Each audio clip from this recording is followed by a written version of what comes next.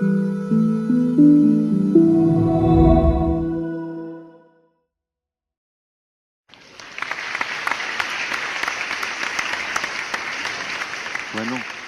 me da mucho gusto estar en Puebla y poder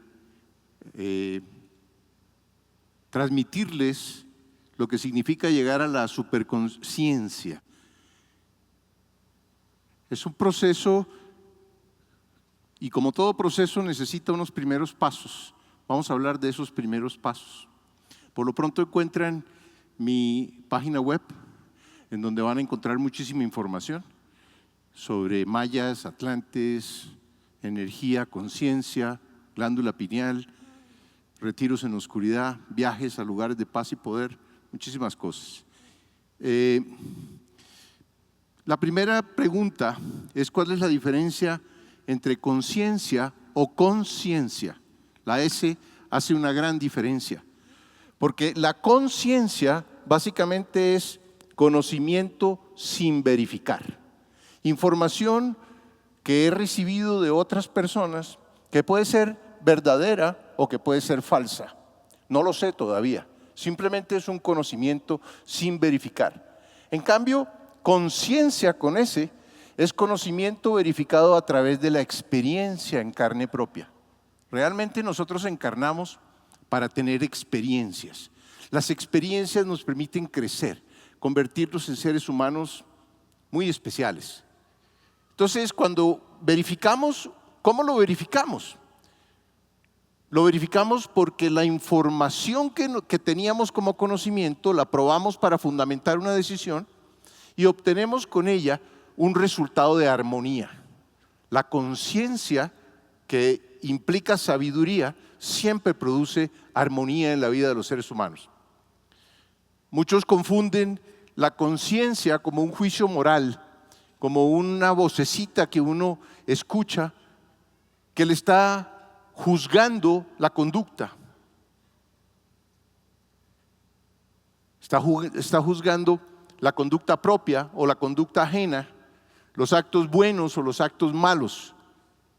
Actos buenos o malos para la sociedad o para la religión de quien hace el juicio del que estamos hablando. La conciencia, sin embargo, la conciencia con S, la conciencia de sabiduría, la conciencia de certezas de cómo funciona la realidad, es neutra e incondicional. La conciencia no tiene polaridad. Nosotros vivimos en un mundo de polaridad. Todos son parejas de opuestos. Blanco, negro, caliente, frío, alto, bajo, masculino, femenino, nacer, morir, amanecer, atardecer, todo es polar. Existimos en un mundo polar con el objeto de convertir el conocimiento en comprensión, con objeto de convertir la información en discernimiento entre lo que produce armonía y lo que produce sufrimiento, caos y conflicto. Ahora, ¿qué es realmente conciencia? Son tres cosas esencialmente. Es energía, es información y es voluntad. Energía, información y voluntad. Eso es lo que es conciencia. Si nos preguntamos dónde encontramos eso, resulta que está en todo el universo. Luego, lo único que existe es conciencia. Ahora, esa conciencia, si nosotros miramos qué es información, lo que le da forma al ser, lo que determina cómo son los estados que el ser humano adquiere en sus experiencias diarias. Información significa inteligencia, propósito. Información significa orden. Nosotros encarnamos básicamente para aprender dos cosas: aprender sobre el amor y aprender sobre el orden. El orden necesita del amor y el amor necesita del orden. Esa combinación produce bondad, belleza, humildad, incondicionalidad, neutralidad, serenidad. Todo lo que venimos a aprender en la vida. Orden información. Nosotros venimos a encontrar comprensiones sobre nosotros mismos y sobre nuestra esencia. Esas comprensiones las adquirimos no solamente para nosotros, las adquirimos realmente para el único ser, porque nosotros somos parte de ese único ser. Y ese único ser, igual que nosotros, quiere saber cuál es el sentido de su realidad, por qué está aquí, para dónde va. Por eso el único ser nos entregó a los seres humanos su omnipotencia. Nosotros somos aprendices de creadores. Venimos a crear y a experimentar para encontrar comprensión sobre lo que es verdad y discernimiento entre lo que es falso y lo que es verdadero. Entonces, la única cosa que se puede comprender es lo limitado, lo que tiene forma, lo que es temporal. Lo infinito, lo eterno, no se puede comprender. Entonces, por eso existen tantas formas, tantas funciones. La función de la forma. Divinidades creadoras crean los códigos genéticos del universo con el objeto de permitir a nuestra conciencia experimentar y encontrar dónde está el ser, dónde está la verdad, dónde está la bondad, dónde está la belleza, dónde está el orden, qué es lo que significa verdaderamente el amor. Información también tiene que ver con la conducta y tiene que ver con la memoria. Sin memoria nada tendría sentido, viviríamos en un mundo bizarro. Por eso son tan importantes los registros akáshicos, la memoria de Dios, en donde guardamos. Nosotros creemos que nosotros estamos guardando nuestra propia memoria y no es cierto. Estamos guardando nuestras experiencias, nuestros pensamientos, nuestros sentimientos en la memoria de Dios, en los registros akáshicos del universo. Y por supuesto, información también es sabiduría. ¿Pero qué es sabiduría? Sabiduría es certeza. Certeza de cómo actuar para producir siempre armonía, para producir paz interior, para producir bondad, para producir belleza, para producir salud, para producir felicidad, para producir buena compañía. Eso es sabiduría. Entonces estamos viendo que uno de los componentes fundamentales de la conciencia es la información, lo que le da forma al ser. Luego tenemos la energía. La energía básicamente es vibración. Y la velocidad de esa vibración produce una densidad a esa sustancia. La energía básicamente es sustancia que se transforma en muchas formas determinadas por la información que esa sustancia recibe. Y esa vibración le da cierta densidad y al tener cierta densidad la ubica en determinada dimensión. La dimensión es básicamente un rango de frecuencia vibratoria. En el cuerpo físico se vibra de un punto a otro. Luego viene el cuerpo etérico, luego viene el cuerpo astral, luego viene el cuerpo mental, luego viene el cuerpo espiritual. La diferencia entre lo radioactivo, que es lo más denso que existe, y el espíritu es simplemente frecuencia vibratoria. Tenemos luego voluntad. La voluntad es ¿qué? Es la intención creadora. Nosotros somos aprendices de creadores, pero ¿qué queremos crear? ¿Y para qué queremos crearlo? Básicamente queremos crearlo para experimentar, para encontrar comprensiones de ser eso, de sentir eso. Es poder, es capacidad de manifestación. Una persona que tiene altísimo nivel de conciencia es una persona que tiene enorme poder. Pero el poder, la voluntad, depende de la energía y depende de la información. El universo no le da poder a quien no tiene información. Y nadie que no tenga energía puede tener información, porque la información se sostiene en la energía. Entonces, el poder y la voluntad es lo que nos da la capacidad de crear y de experimentar. Y creamos y experimentamos básicamente para encontrar comprensiones, Comprensiones es lo único que nos llevamos de la vida y en procesos después de la muerte, nuestra alma, que es temporal, le entrega esa comprensión, esas certezas, esa sabiduría, ese discernimiento a nuestro espíritu, que es eterno. Nuestro espíritu la almacena y en la siguiente reencarnación nos la entrega en el momento de nuestro nacimiento. Nos instala en la zona de alta comprensión de nuestra mente.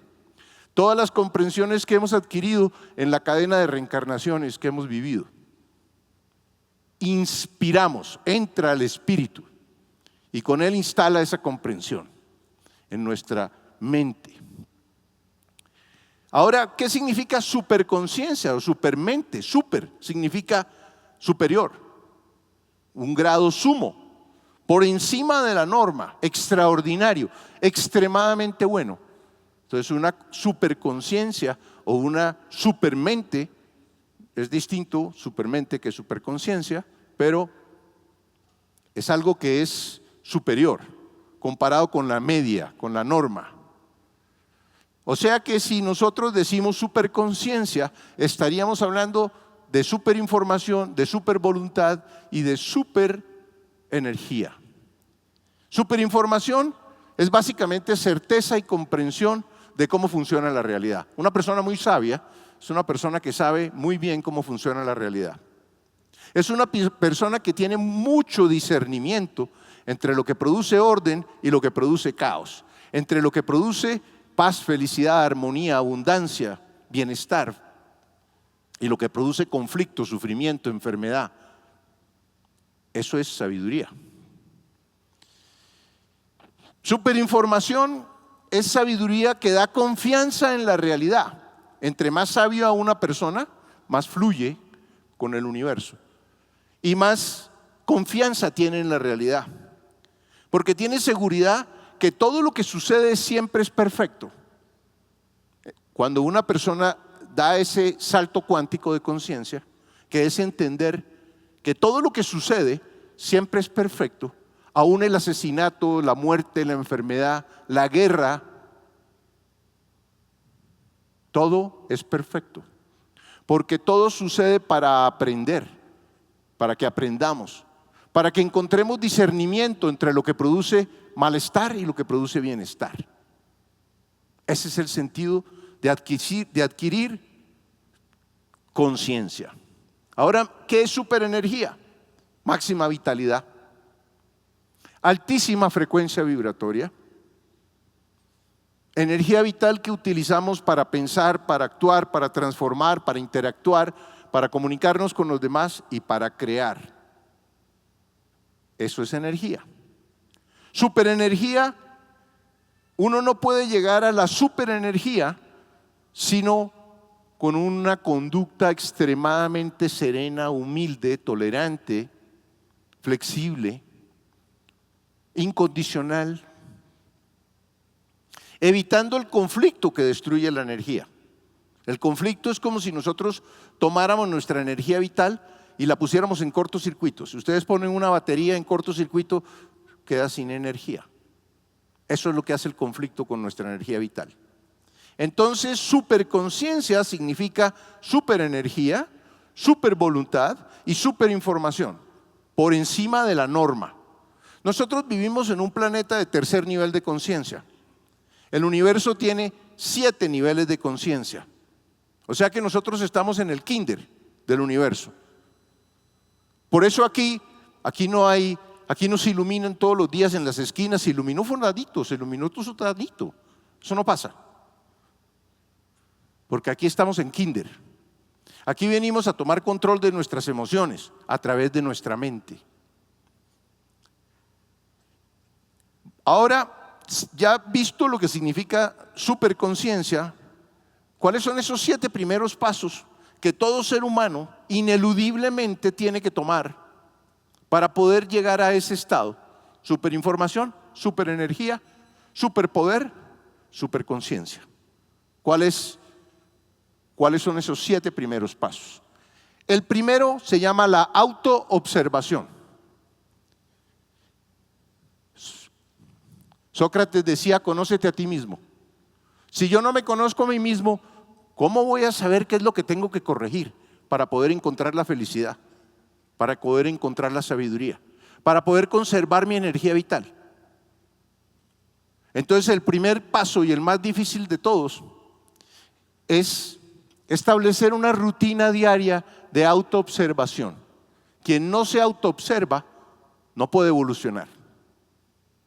Por eso, y ese es el consejo más grande para todos, dediquen, si se levantan todos los días a las 7 de la mañana, pongan el despertador a las 6:30. Dedíquenle media hora a autoobservar qué sucedió en su vida en las últimas 24 horas. ¿Cómo se le chispoteó el ego?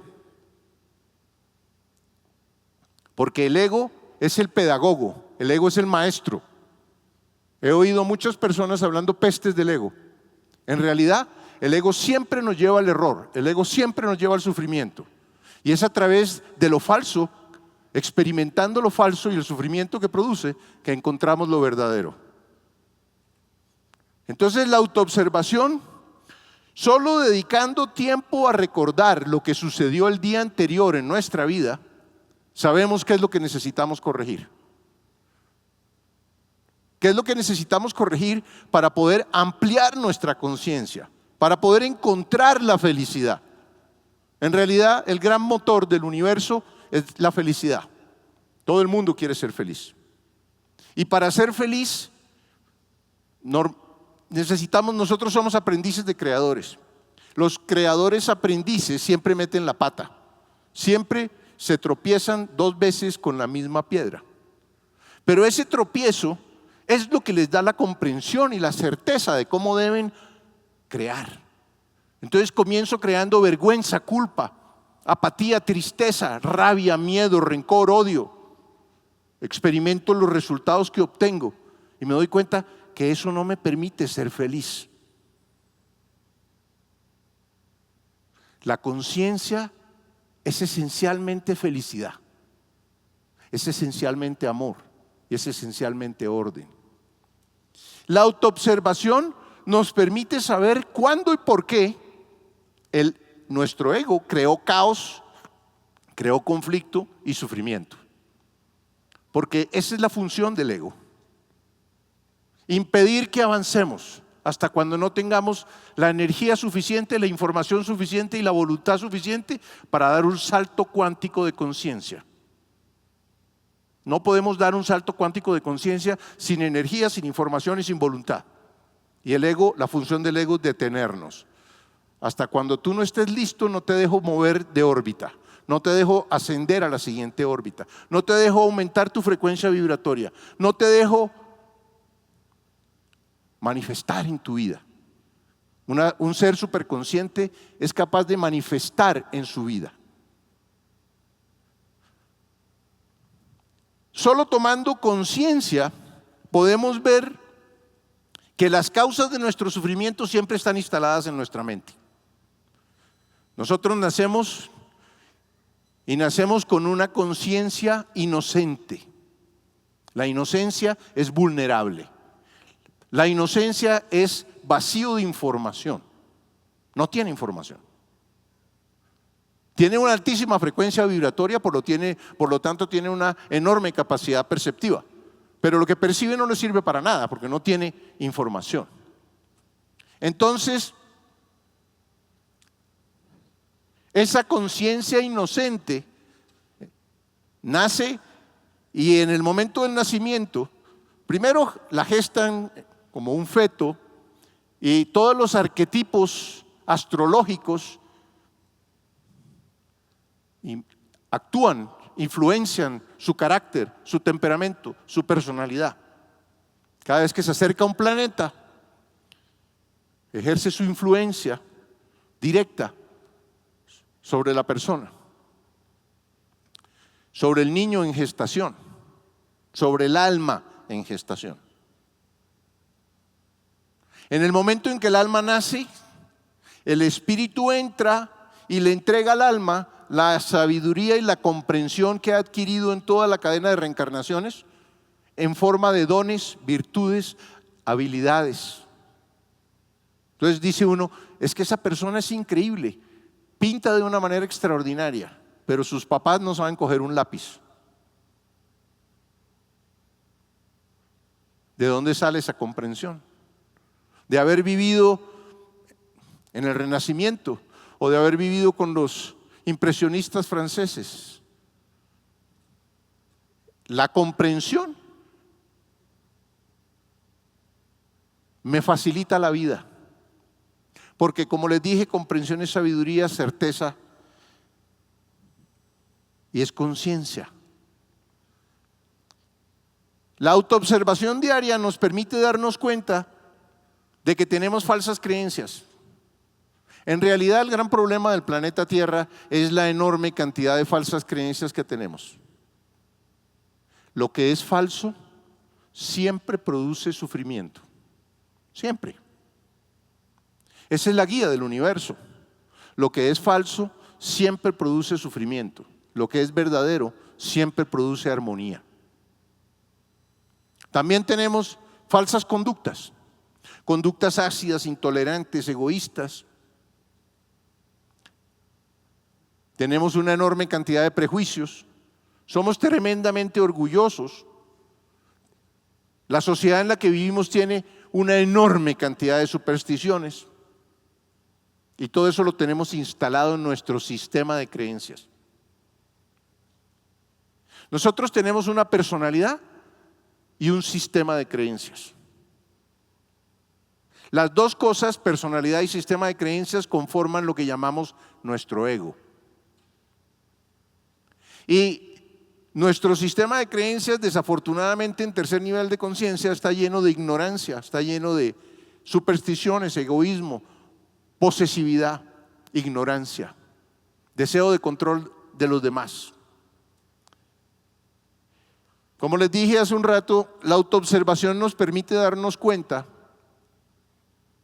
cuando hemos tenido una falsa conducta o una falsa creencia. Hemos tomado una decisión fundamentado en una falsa creencia, en un conocimiento que creíamos verdadero, porque cuando nosotros nos entregaron la información, nos la entregaron nuestros padres y nosotros nos creímos todo lo que nos dijeron.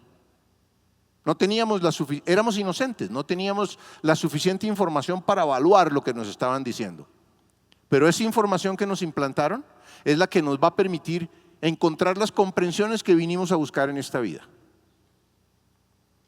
La autoobservación nos permite verificar que cada vez que trascendemos una falsa creencia o corregimos una falsa conducta, nuestra vida mejora. Es sencillo. Nos han vendido el cuento de que el sufrimiento es mala suerte, de que el sufrimiento es castigo divino, que el sufrimiento es el resultado más importante en la vida de un ser humano, porque es el bombillito rojo que se prende en el tablero de instrumentos de nuestra mente para decirnos: o tienes una falsa creencia, o tienes una falsa conducta, o estás actuando como un egoísta, o estás siendo intolerante, inflexible, orgulloso, o estás lleno de estados de no ser. La segunda herramienta, después de la autoobservación, y es el resultado de la autoobservación, es que me voy a proponer eliminar mis sentimientos y mis pensamientos negativos.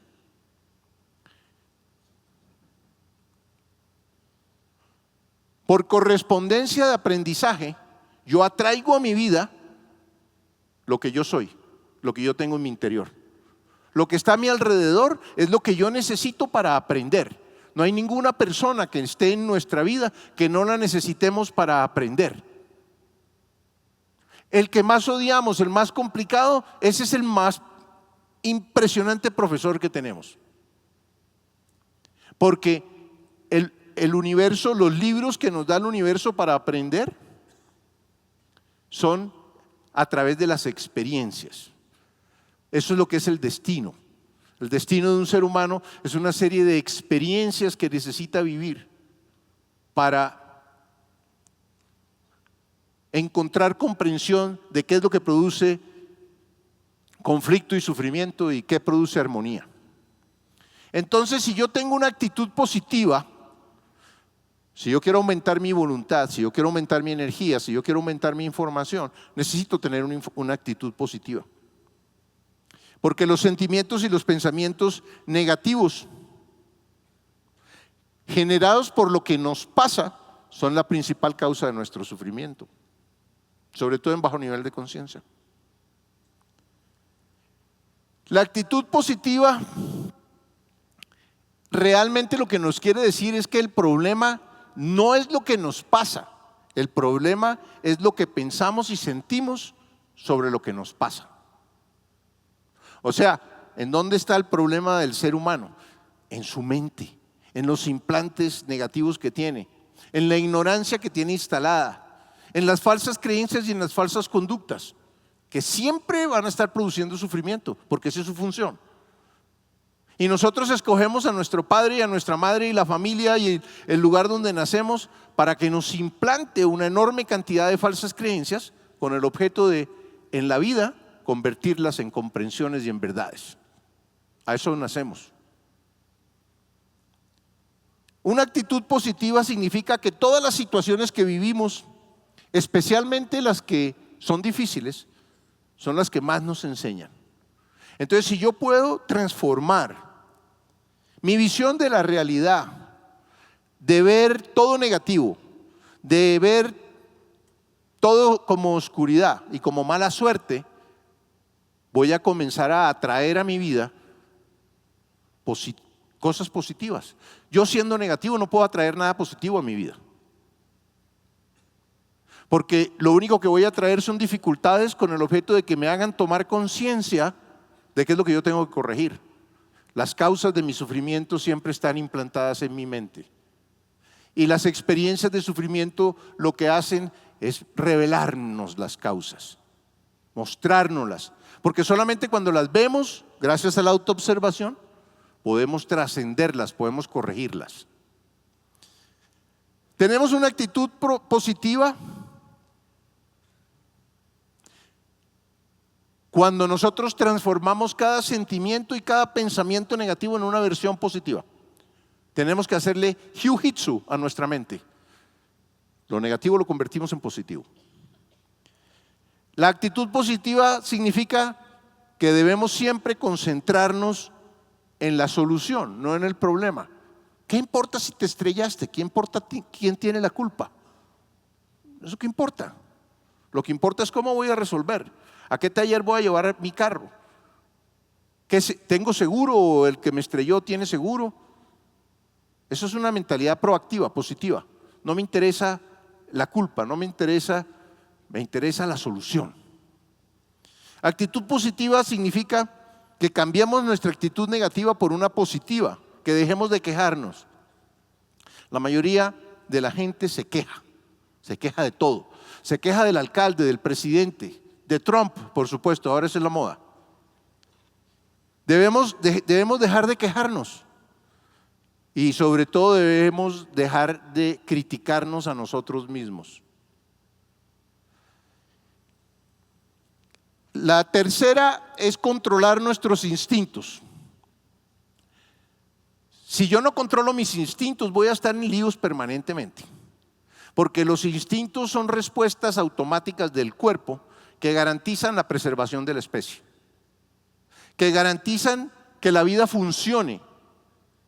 Son para generar la vida, para mantener la vida y para defender la vida. Esos son los instintos, conductas automáticas instaladas en la naturaleza que funcionan esencialmente en el reino mineral, en el reino vegetal, en el reino animal y en el reino humano, mientras el ser humano es todavía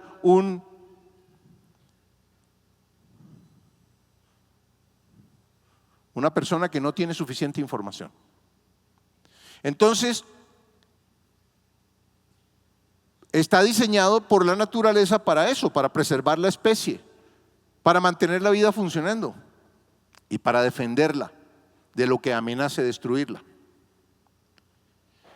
Los instintos nunca desaparecen, pero podemos aprender a controlarlos. Una cosa es lo que se siente y otra cosa es lo que se hace con lo que se siente. Tomar conciencia significa someter esas conductas automáticas instintivas. Siempre las vamos a tener. Pero ¿qué hago yo cuando surge esa conducta automática instintiva? ¿Cómo hago para trascenderla? Necesito que nuestra voluntad sea lo suficientemente poderosa para que yo tome control de ese instinto. Porque una entidad consciente no reacciona instintivamente nunca.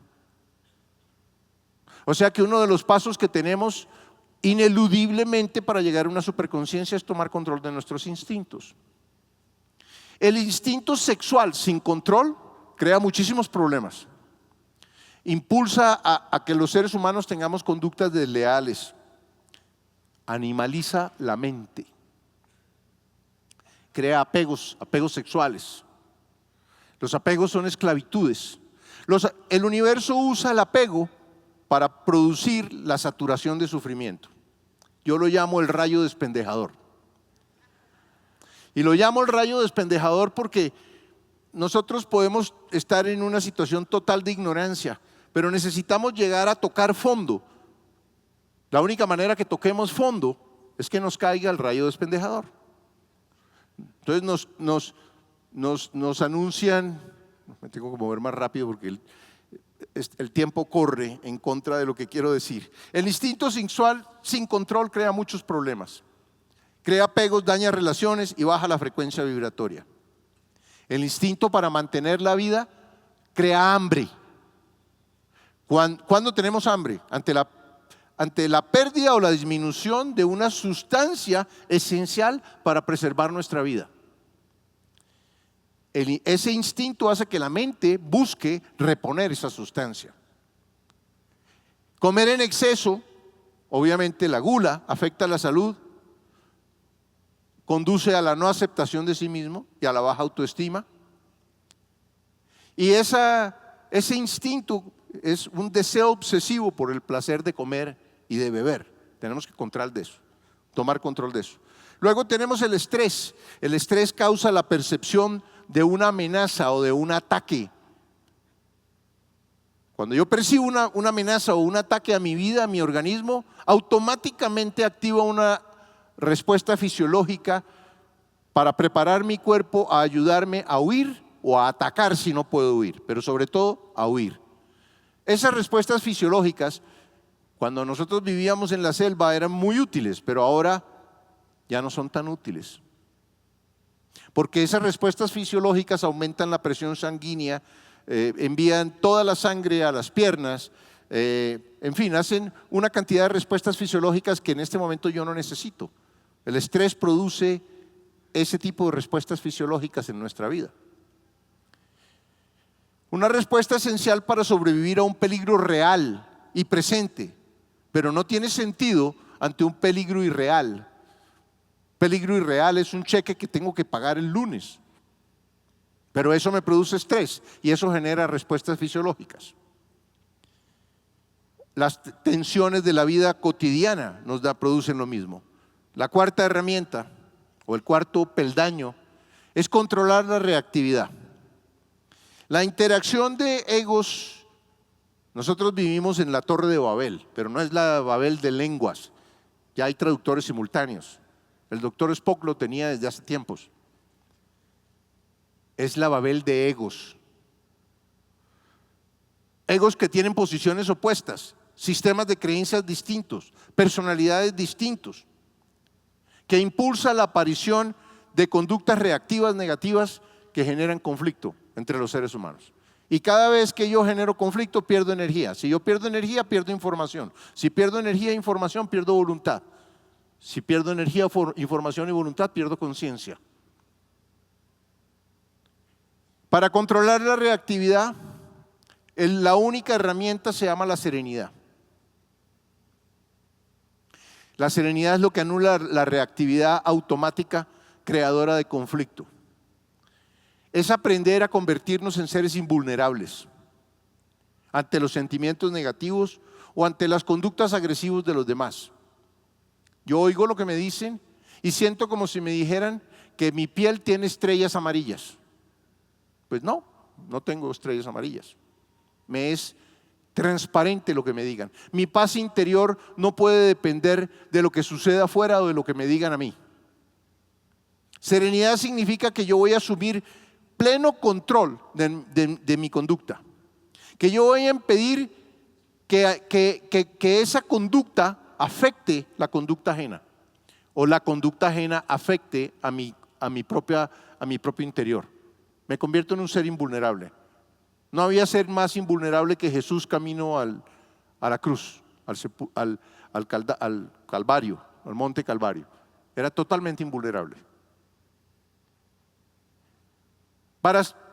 La quinta herramienta es sanar el pasado. Y el pasado solamente lo puedo sanar con el agradecimiento. Con el agradecimiento que le debo tener a todos los errores que cometí. Porque gracias a esos errores hoy soy quien soy y he aprendido. Si yo puedo agradecer mi pasado, dejo de cargar un bulto de anzuelos en el hombro. Por eso el agradecimiento es tremendamente importante. El error y el sufrimiento son en realidad la oportunidad para localizar en nuestra mente la causa que lo genera. Entonces, ¿cómo no me voy a sentir agradecido por haber metido la pata? ¿Cómo no me voy a sentir agradecido por el conflicto que tuve cuando ya tomo conciencia de ese conflicto y de la causa que lo generó? Porque eso hizo crecer mi conciencia, mi información y mi energía. Los odios y los rencores mantienen el pasado en presente, bajan la frecuencia vibratoria, destruyen la energía vital, deprimen y anulan nuestro poder creador. En la medida en que yo odie a alguien, mi frecuencia vibratoria baja, mi alma se contamina de oscuridad. Sanar el pasado significa agradecer los errores que he cometido, crear un estado de alta conciencia para que eleve nuestra frecuencia vibratoria y fortalezca nuestra capacidad y nuestro poder creativo. La sexta es trascender el miedo psicológico. Todo miedo que no sea ante una amenaza real y presente es un miedo psicológico. Es un miedo irreal. Existe en un tiempo futuro, es una amenaza futura, inexistente, que realmente lo que busca es paralizarnos, impedirnos actuar. Entonces necesitamos trascender el miedo psicológico. El miedo necesita de un futuro imaginario para existir. Si yo regreso al presente, el miedo desaparece. Sin futuro no hay miedo. Mientras la mente permanezca en el presente, ese tipo de miedos no la afecta, porque no estoy en el futuro, no estoy en preocupación. El miedo impide actuar y aprovechar las oportunidades y las sincronicidades que la vida nos ofrece, porque el miedo paraliza. Y cuando yo quedo paralizado, al que no hace nada, el universo le da nada. Valorar la séptima y última herramienta, ya me queda muy poquito tiempo, es valorar el presente. Quien no valora el presente no puede ser feliz.